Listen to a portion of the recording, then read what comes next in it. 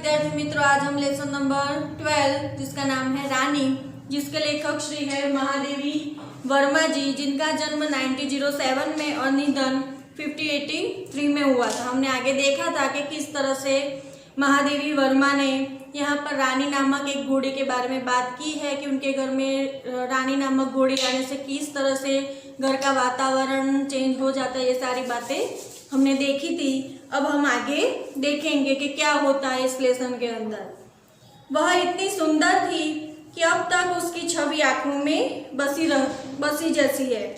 यहाँ पर रानी के बारे में बात की गई थी कि वो उसका देखाव कैसा था, वो कैसी लग रही थी, उसके बारे में यहाँ पर बात की गई थी कि उसका हल्का चॉकलेटी चमकदार रंग, जिस पर दृष्टि फिसल जाती थी, खड़े छोटे कानों के बीच में माथे पर झूलता अयाल का गुच्छा, बड़ी काली स्वच्छ और पारदर्शी जैसी आंखें। यहाँ पर रानी के बारे में बात की गई है कि किस तरह से रानी नामक घोड़ी कैसी लग रही थी, तो उसका रंग कैसा था, तो के हल्का चॉकलेटी रंग का था। यहाँ पर अंडरलाइन कीजिएगा। खड़े छोटे कानों के बीच में माथे पर झूलता अयाल का गुच्छा, बड़ी काली स्वच्छ और पारदर्शी जैसी उसकी आंखें थी।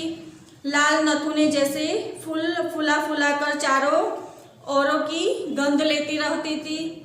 उजले दांत और लाल जीभ की झलक देते हुए गुलाबी ओठों वाला लंबा मुंह, जो लोहा चबाते रहने पर भी क्षत विक्षत नहीं होता था। ऊंचाई के अनुपात से पीठ की चौड़ाई अधिक है। सुडौल मजबूत पैर और सघन पूंछ, जो मक्खियां उड़ाने के क्रम में मोरछल के समान उठती गिरती रहती थी। यहाँ पर रानी के बारे में बात की गई है कि किस तरह से उसका देखाव कैसा था। ये सारी बातें हैं। उस समय यह सब समझने की बुद्धि नहीं थी, परंतु इतने दीर्घकाल के उपरांत भी स्मृति पट पर वे रेखाएं ऐसे उभर आती है जैसे किसी अदृश्य स्याही से लिखे अक्षर अग्नि के ताप से प्रत्यक्ष होने लगते हैं। इतने बड़े होने के बाद भी रानी घोड़ी की बातें लेखक महादेवी वर्मा ने जो बचपन में ये सब देखा था, वो सब अभी भी कि मैं भूल नहीं पाती थी। मेरे सामने ये दृश्य दोहराई रहते हैं। हम बार बार सोचते हैं कि वह कुछ और छोटी क्यों न होती तो हम रोजी और निक्की के समान उसे भी अपने कमरे में रख लेते थे। रोजी और निक्की वो भी उनके घर के सदस्य जैसे ही थे। रोजी और निक्की, नेवला और ये दोनों साथी थे एक दूसरे के, कि वो इतने छोटे क्यों नहीं थे कि हम उसके कमरे के अंदर उसे रानी घोड़ी को भी घर के अंदर रख सकते थे। रानी को अपने कमरे में ले जाना संभव नहीं था, अतः अस्तबल बना हुआ बरामदा ही हमारा अराजकता का कार्यालय बना। रानी को कमरे के अंदर ले जाना तो संभव नहीं था, इसीलिए उसे अस्तबल यानी कि जो घर के आगे का जो भाग होता है ना, आंगन, उसके अंदर रानी के रखने की जगह नक्की कर दी गई।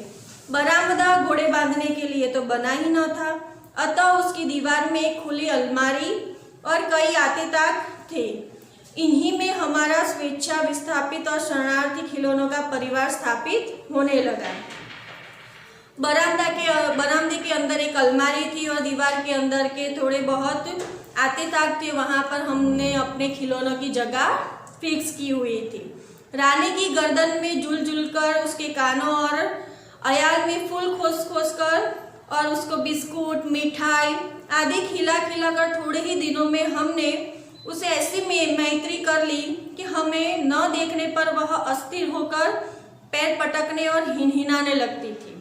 रानी से बच्चों ने ऐसी मैत्री प्राप्त कर ली थी कि रानी भी बच्चों को न देखे तो वो भी पैर हिनहिनाने लगती थी। बच्चे क्या करते थे, उसको बिस्कुट खिलाते, मिठाई खिलाते और उसके गर्दन के ऊपर झूला कर, उसके कानों में फूल खोस कर, ये सारी हरकत वो करते रहते थे बच्चे भी। तो मैत्री ऐसी कर ली थी इन दोनों ने। फिर हमारी घुड़सवारी का कार्यक्रम आरंभ हुआ। मेरे और बहन के लिए सामान्य छोटी पर सुंदर जीन खरीदी गई और भाई के लिए चमड़े के घेरे वाली ऐसी जीन बनवाई गई जिससे संतुलन खोने पर भी गिरने का भय नहीं था।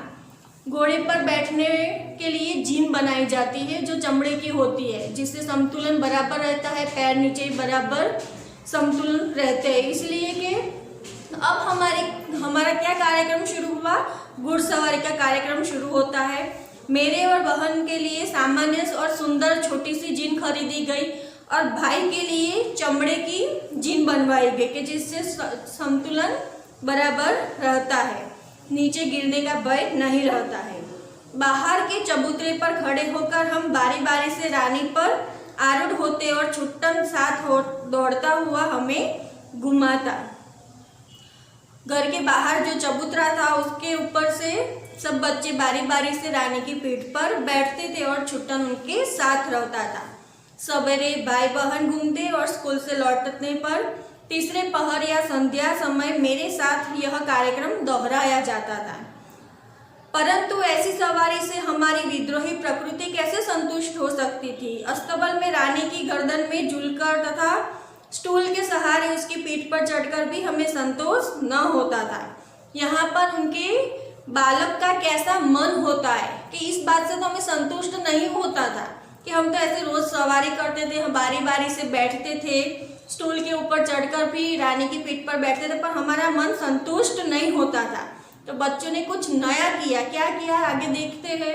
अंत में एक छुट्टी के दिन दोपहर में सबके सो जाने पर हम रानी को खोलकर बाहर ले आए। क्या किया बच्चों ने, दोपहर का टाइम था और सबके सो जाने के बाद बच्चों ने क्या किया, रानी को खोलकर बाहर ले गए। चबूतरे पर खड़े होकर उसकी नंगी पीठ पर सवारी करके बारी बारी से अपनी अधूरी शिक्षा की पूरी परीक्षा लेने लगे। इस समय छुट्टन भी बच्चों के साथ नहीं था, कोई भी बड़ा उनके साथ नहीं था, अकेली घोड़ी थी और सारे बच्चे थे। पर बच्चों ने क्या किया, दोपहर का टाइम था, सबके सो जाने के बाद रानी को खोलकर बाहर ले आए और चबूतरे पर खड़े रहकर रानी की नंगी पीठ पर सबने बैठना शुरू कर दिया। यह स्वाभाविक ही था कि ताज रानी हमारी अराजक प्रवृत्तियों से प्रभावित हो जाती। वास्तव में बालकों में चेतना के विभिन्न स्तरों का बोध न होकर सामान्य चेतना का ही बोध रहता है। अतः उनके लिए पशु पक्षी वनस्पति सब एक परिवार के हो जाते हैं। यहाँ पर क्या बात की गई है कि किस तरह से बच्चों के मन के बाल मन की बात की गई है कि किस तरह से उनके बाल मन के अंदर इस तरह से कि नया कोई विचार आया कि बस इस तरह से रानी को दोपहर के टाइम पर बाहर ले जाओ और उसकी नंगी पीठ पर बैठो। तो आगे वो रानी क्या करती है, तो कि बच्चों ने क्या किया, तो कि निक्की रानी की पीठ से झूलने लगता, रोजी इच्छा अनुसार उसकी गर्दन पर उछलकर चिढ़ती और नीचे कूदती थी और हम सब उसकी पीठ पर ऐसे गर्व से बैठते थे मानो मयूर सिंहासन पर आसीन हो। यहाँ पर क्या बात की गई है कि जैसे हम तो रानी की पीठ पर बैठे हो तो हमें तो ऐसा लगता है कि हम मयूर सिंहासन पर बैठे हो। रानी हम सबकी शक्ति और दुर्बलता जानती थी। उसकी नंगी पीठ पर अयाल पकड़कर बैठने वालों को वह दुल की चाल से इधर उधर घुमाकर संतुष्ट कर देती थी। रानी को भी कोई उसकी नंगी पीठ पर यानी कि चमड़े की जीन के अलावा अगर कोई ऐसी इस तरह से उसकी नंगी पीठ पर बैठे तो उसे भी पसंद नहीं था। वो इस तरह से उसे उछालकर फेंक देती थी। पर क्या हुआ, परंतु एक बार मेरे बैठ जाने पर भाई ने अपने हाथ की पतली संटी उसके पैरों में मार दी। क्या हुआ, यहाँ पर महादेवी वर्मा जी बैठ तो गई रानी की पीठ पर उनके भाई ने क्या किया, एक संटी से रानी के पैरों पर मारा। चोट लगने की तो संभावना ही नहीं थी, परंतु उससे न जाने इसका स्वाभिमान आहत हो गया। या कोई दुखद स्मृति उभर आई। वह ऐसे वेग से भागी मानो सड़क, पेड़, नदी, नाले सब उसे पकड़कर बांध रखने का संकल्प किए हैं। रानी के पैर पर जो संटी मारी थी उसके भाई ने, उससे उसकी क्या हुआ, उसके भूतकाल के अंदर उसके साथ क्या हुआ था, वो ताज रानी के साथ वो बातें उसके सामने उभर आई और वो इस जोर से इतनी वेग से वो भागी मानो सड़क, पेड़, नदी, नाले सब वो पार कर कर आगे निकलने लगी हूँ। कुछ देर मैंने अपने आप को उस उड़न खटोले पर संभाला, परंतु गिरना तो निश्चित था। मेरे गिरते ही रानी मानो अतीत से वर्तमान में लौट आई और इस प्रकार निश्चल खड़ी रह गई जैसे पश्चाताप की प्रस्तर प्रतिमा हो। यहाँ पर क्या बात की गई है कि किस तरह से रानी की इतनी वेग से वह भाग रही थी, दौड़ रही थी कि उसके पर बैठना मुमकिन नहीं था। तो क्या हुआ, महादेवी वर्मा नीचे गिर गई। वो क्या कह रहे थे कि उस उड़न खटोले पर के मैंने अपने आप को थोड़ी देर के लिए तो संभाला, पर गिरना तो निश्चित ही था। उनके गिरने के साथ ही महादेवी की वर्मा के गिरने के बाद अतीत से वर्तमान में रानी फिर से लौट आई और वहां पर खड़ी रह गई कि ये क्या हो गया। साथियों की चीख पुकार से सब दौड़कर और फिर बहुत दिनों तक मुझे बिछाने पर पड़ा रहना पड़ा। स्वस्थ होकर रानी के पास जाने पर वह ऐसी करुण पश्चाताप भरी दृष्टि से मुझे देखकर हिनहिनाने लगी कि मेरे आंसू आ गए। एक बार भाई के जन्मदिन पर रानी ने उसके लिए सोने के कड़े भेजे थे। यहाँ पर एक दूसरी बात की गई है कि किस तरह से पहले रानी ने किस तरह से दुल की चाल कर से नीचे गिरवा दिया था महादेवी वर्मा को, नंगी पीठ पर बैठी थी। और उसके बाद क्या हुआ तो कि एक बार उनके भाई का जन्मदिन था और नानी ने सोने के कड़े दिए थे। सामान्यतः हम कोई भी नया कपड़ा या आभूषण पहनकर रानी को दिखाने अवश्य आते थे। उनके घर के अंदर, बच्चों के अंदर कोई भी नया वस्त्र आए कि कोई आभूषण आए, कोई भी नई चीज आए तो बच्चे क्या करते थे, पहले रानी को ही दिखाने आते थे। सुंदर छोटे छोटे शेर मुंह वाले कड़े पहनकर भाई भी रानी को दिखाने गया और न जाने किन प्रेरणा से वह दोनों कड़े उतारकर रानी के खड़े सतर्क कानों में वलय की तरह उसे पहना आया। क्या किया भाई ने, रानी को पहना दी उसके कानों के अंदर दोनों कड़े, कि किस तरह से वो छोटे छोटे शेर मुंह वाले कड़े थे। देखो रानी को उनके कानों के अंदर दोनों कड़े पहनाकर आ गया। फिर हम सब खेल में कड़ों की बात भूल गए। बच्चे तो भूल गए खेल खेल में कि वो कड़े कहाँ थे, तो रानी के कानों में थे। बच्चे तो भूल गए। संध्या समय हुआ। भाई के कड़े रहित हाथ देखकर जब माँ ने पूछताछ शुरू की तब खोज आरंभ हुई, पर कहीं भी कड़ों का पता नहीं चला। बच्चे तो खेल खेल में कड़े भूल ही गए थे, पर संध्या का समय हुआ। कड़े रहित हाथ देखकर माँ ने भी पूछा कि भाई कड़े कहाँ गए। खोजताछ शुरू की, पर कहीं पर भी कड़े नहीं मिले।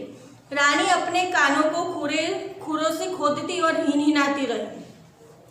अंत में बाबूजी का ध्यान उसकी ओर गया और उन्होंने मिट्टी हटाने का आदेश दिया। रानी ने संकेत दिया अपने कानों से कि ये जमीन के अंदर ये खोदो तो कि उसके अंदर से कड़े मिलेंगे। ऐसा संकेत किया। बाबूजी उसका संकेत समझ गए थे कि किस तरह से ये कह रही है, संकेत दे रही है। किसने कुछ गहरा गड्ढा खोदकर दोनों कड़े गाड़ दिए थे। दंड तो किसी को नहीं मिला, परंतु रानी सारे घर के हृदय में स्थान पा गई थी। रानी घर के सारे सदस्य के हृदय के अंदर स्थान पा गई थी। एक घटना अपनी विचित्रता में स्मरणीय है। एक सवेरे उठने पर हमने रानी के पास एक छोटे से घोड़े के बच्चे को भी देखा। क्या हुआ यहाँ पर, तो कि रानी के पास छोटे से घोड़े के बच्चे को बच्चों ने देखा तो सबने पूछा कि यह कौन था। कहकर हमने रामा को इतना थका दिया कि उसने निरुपाय घोषणा की कि वह एक नया जीव है जो रानी के पेट में दाना चारा खाकर सो रहा था। भाई ने उत्साह से पूछा और भी है, तो रामा ने ऐसे ही कह दिया कि हाँ और भी है। तो बच्चों ने क्या कहा कि ये क्या, कि रानी के पेट के अंदर शांति से बैठकर दाना चारा खा रहा है और कुछ काम तो करता ही नहीं है। अब हम विस्मित भी हुए और क्रोधित भी। बच्चे क्या हुए रानी पर, वो उस बच्चे पर क्रोधित हो गए। ये छोटे से जीव कोई काम धाम तो करते नहीं और उसके हमको पेट पर बिठाने वाली दौड़ने वाली रानी का दाना चारा खाकर स्वयं उसके पेट के अंदर लेटे रहते। इस बात से क्रोधित हो गए। भाई ने कहा रानी का पेट चीरकर हम कम से कम एक और बच्चा घोड़ा निकाल लें, तब बच्चे घोड़े पर वे छोटे बहन भाई बैठेंगे और रानी मेरी सेवा में रहेगी। यहाँ पर बच्चों ने क्या प्रस्ताव रखा कि चलो रानी का पेट चीरकर और भी बच्चे हो उसे बाहर निकाल देते हो, तो सब बांट लेंगे कि इसके पर तुम बैठो, इसके पर तुम बैठो, कोई इस तरह से के हम करेंगे। प्रस्ताव मुझे भी उचित जान पड़ा, पर जब एक दोपहर को वह कहीं से साग काटने का चाकू ले आया तब मेरे साहस ने जवाब दे दिया। एक और भी समस्या की और हमारा ध्यान गया आखिर हम रानी का पेट सिएंगे कैसे? काटने का तो मिल गया कि चाकू मिल जाएगा, पर काटने के बाद हम रानी का पेट सिएंगे कैसे? तो माँ की महीन सी सुई से तो सीना संभव नहीं था। टाट सीने का बड़ा सूजा रामा अपनी कोठरी में रखता था, जहाँ हमारी पहुँच नहीं थी।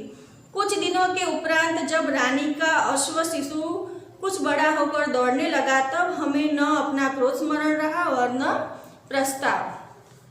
ये बातें महादेवी वर्मा के बचपन की बातें की है कि किस तरह से उनके बचपन में उन्होंने कैसे कैसे कौतूहलपूर्ण ऐसा हुआ था कि किस तरह से कि उनके घर के अंदर ऐसा स्मरणीय ऐसा हुआ था कि क्या बातें हुई थी उनके जीवन के अंदर। वो सारी बातें उनको अभी भी वो दृश्य के समान उनके सामने याद आती है कि किस तरह से वो रानी का पेट चीरने की बातें थी, रानी की नंगी पीठ के ऊपर वो सवार होती थी, रानी ने किस तरह से वो सोने के कड़े जमीन के अंदर वो संकेत दिया और वहाँ से कड़े भी निकले।